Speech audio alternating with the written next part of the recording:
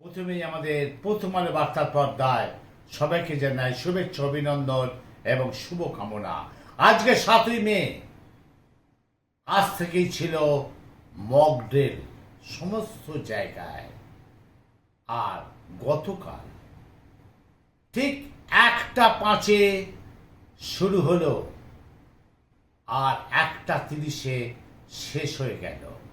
হ্যাঁ, এটাই যে আমাদের ভারতবাসীর মা বোনেদের সিঁদুরের জোর কতটা, পাকিস্তান তুই দেখে যা। হ্যাঁ, এটাই হচ্ছে আজকের হেডলাইন। দেখতে থাকুন, আমি অমল চ্যাটার্জি। গতকাল আমাদের দেশ রাত্রি 1টা 5-এ পাকিস্তানে শুরু করে দিল যুদ্ধ, আর দেড়টায় শেষ করে দিল। 25 মিনিট লাগলো। 30 বছরের বুকের জ্বালা 25 মিনিটে আমাদের দেশ সেটাকে শেষ করে দিল। আমি আসছি, এই অপারেশনের নাম ছিল সিঁদুর। এইবার কেন সিঁদুর হলো সেটা আমি আপনাদের কাছে ক্লিয়ার করছি। কোড নেম সিঁদুর কেন? 22 এপ্রিল পহেলগাঁওতে জঙ্গি হামলার একাধিক মহিলা বিধবা হয়েছে। মাথায় সিঁদুর দেখলেই গুলি চালাচ্ছিল জঙ্গিরা। মাথার সিঁদুর মুছে দেওয়ার জন্য জবাব দিল ভারত।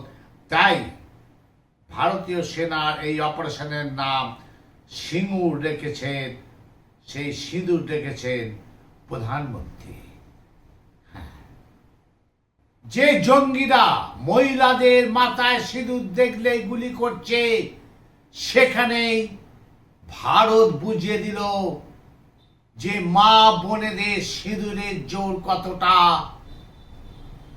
পাকিস্তান তুই দেখে যা। শুরু করলো 1টা 5-এ, শেষ হলো 1:30-টায়। এবার আমি আসছি মূল পর্বে। এইবার দেখুন সেই জায়গায়, সেটা হচ্ছে বেশ কয়েক বছর, 30 বছর আগে থেকে পাকিস্তান সব সময় ভারতে জঙ্গি ঢোকাবার চেষ্টা করছে।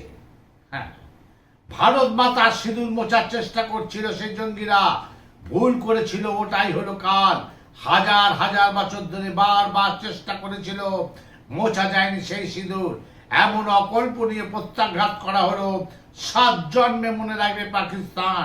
প্রতিবার সিঁদুর দেখলেই কেঁপে কেঁপে উঠবে পাকিস্তান। গোটা পাকিস্তান সিঁদুরে মেঘ দেখেছে। ভারতের মিসাইল স্ট্রাইক লালে লাল করে দিয়েছে পাকিস্তানের আকাশ। এটাই হচ্ছে গতকাল রাতে আমাদের দেশ পাকিস্তানের কপালে সিঁদুর পরিয়ে দিল।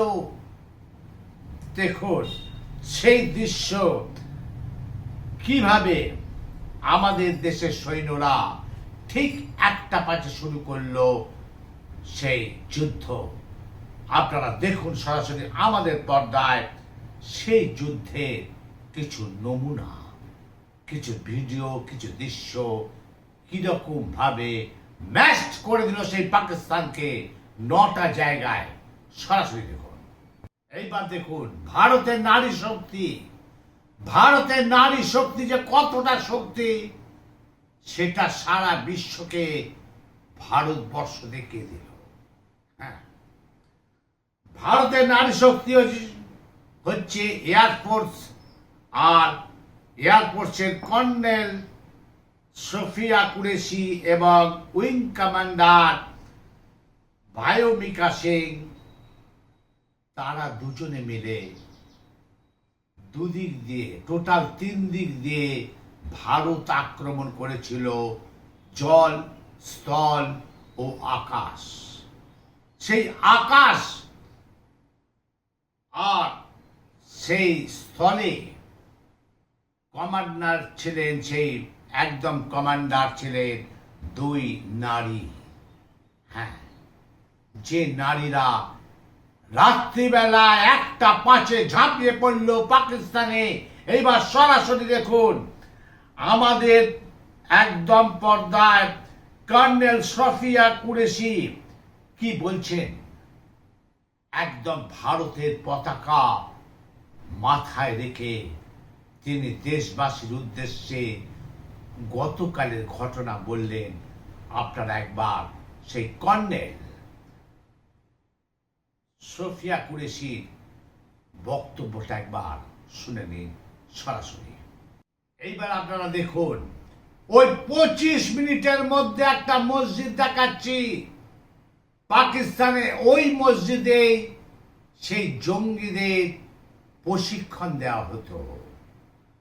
সেই আমাদের দেশের র্যাডারে সেই পাকিস্তানের ওই মসজিদটা ধরা পড়ল।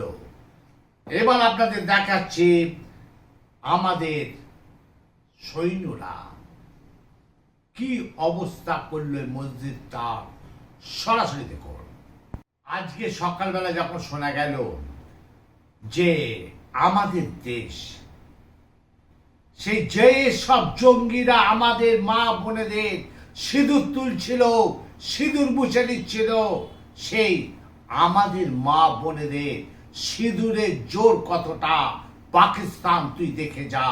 হ্যাঁ, যখন শেষ করলো সেই যুদ্ধ শেষ, আজকে সকালবেলায় আমাদের প্রতিনিধি সরাসরি চলে গেছিল সে বিধান শহীদ বিধান অধিকারী স্ত্রীর কাছে। যদিও বিধান অধিকারী স্ত্রীর কোনো পাসপোর্ট নেই বা ভিসা নেই, সে বাংলাদেশি, এই ব্যাপারটা আলাদা। গতকাল যে সেই পাকিস্তানকে উচিত জবাব উচিত শিক্ষা দিল সেই আমাদের দেশ, সেখানে বিধান অধিকারী স্ত্রী কি বললেন আমাদের পর্দায় সরাসরি শুনুন। বেহালা যে সমীর গুহ শহীদ হয়েছেন, সমীর গুহ তারও বাড়িতে আমাদের প্রতিনিধিরা গেছিল। হ্যাঁ, সমীর গুহ স্ত্রী কি বললেন এই যুদ্ধের জন্য, সেই জঙ্গিদের শেষ করে দেওয়ার জন্য, সরাসরি শুনুন আমাদের প্রথম আলো বার্তার পর্দায়। কারণ আমাদের প্রতিনিধিরা আজ সরাসরি বিভিন্ন জায়গায় গেছিল। কি বলল সেই বেহালা শ্রমিক গোষ্ঠী, সরাসরি শুনুন। তাহলে দেখলেন আজকে আমাদের আনন্দের দিন, আজকে আমাদের উচ্ছ্বাসের দিন, কিন্তু গতকাল করেছে বলে এই নয়।